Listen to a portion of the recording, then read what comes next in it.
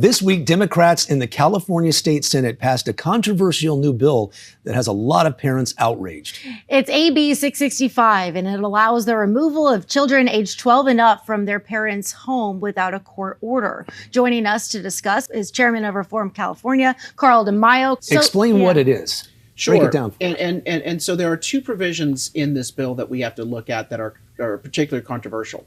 Let me first start out by saying, in California, we have ample legislation already on the books it stretches back 80 to 100 years that allows the state to take kids out of abusive homes. We all support that. It's all necessary. We need tools to protect children.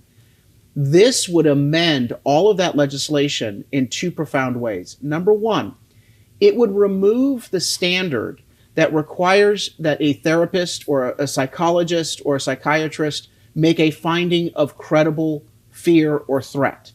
Right now, in order to take a child out of a home, the professional has to document and prove that there's enough evidence that the child has been molested, abused, that they're a threat to themselves or others.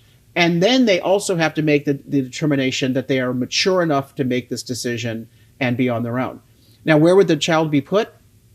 The child would be put in what they call a residential shelter, also known as a homeless shelter. Mm-hmm. Okay, and so some of these shelters do cater to children or youth or teens, but again, these are not very secure places for them to be going. The second major change here, besides removing the burden of proof from the state, is who gets to make the decision. Under existing law, it must be a licensed psychotherapist, a psychiatrist, or a counselor, a licensed counselor. Now, this law would allow it to be made, the determination to be made by a trainee or an intern. They actually use those terms. It's also part of this false narrative, the narrative that's been going around from the far left. What they're saying is that if a parent doesn't agree to allow their kid to do sex reassignment surgery or gender therapy, somehow parents are bad. Parents are threats to their children. Parents don't love their kids. Parents are going to hurt their kids. This is nonsense. Are there bad parents out there? Yes, but we have the legislation, the systems in place to protect children. Now, let me just be very clear. Gays and lesbians don't support this crap. Mm-hmm. They're offended by it. I know gay couples that have children. I know lesbian couples that have children. They say, I don't like the curriculum that they're trying to present in class. I don't like this bill.